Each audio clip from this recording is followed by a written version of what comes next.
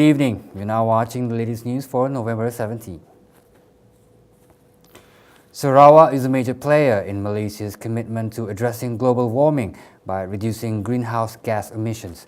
Chief Minister Datuk Patinggi Abang Zoharitun Abang Haji Openg said 74% of the energy produced in Sarawak is from renewable energy generated from the 3 hydroelectric dams of Batang Ai, Bakun and Murum HEP.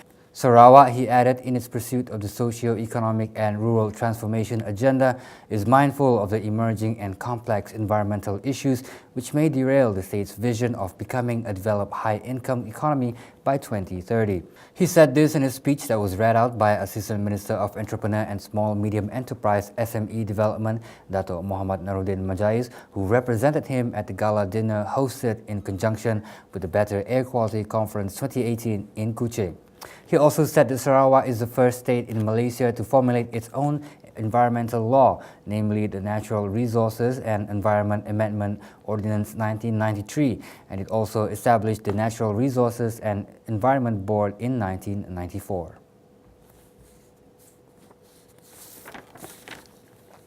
The Sarawak government has pledged another 500,000 ringgit for the school rebuilding project of SMK St. Teresa, bringing the total state government's contribution to 2 million ringgit.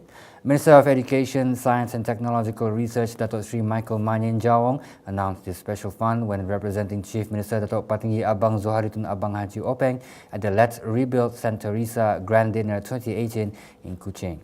Prior to this, Sarawak government already granted 1.5 million ringgit for the project, which is estimated to cost over 8.2 million ringgit. PKR will continue to promote the agenda to have a Prime Minister candidate from the party, and this will not stop with Datuk Sri Anwar Ibrahim as Malaysia's 8th Prime Minister. According to its former Wanita Chief Zuraida Kamaruddin, after Datuk Sri Anwar, the party would continue with the mission, including naming a woman for the country's #1 post. She stressed it was not impossible for PKR to achieve this goal.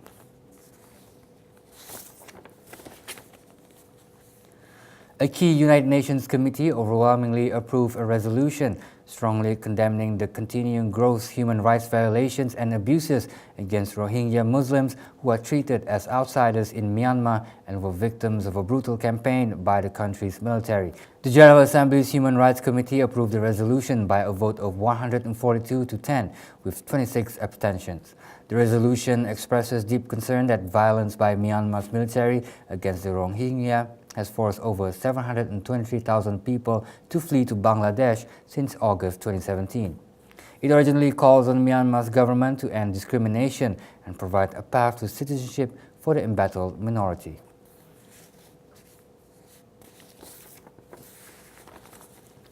China's leaders Xi Jinping and United States Vice President Mike Pence traded barbs in speeches to a summit of world leaders, outlining competing visions for global leadership.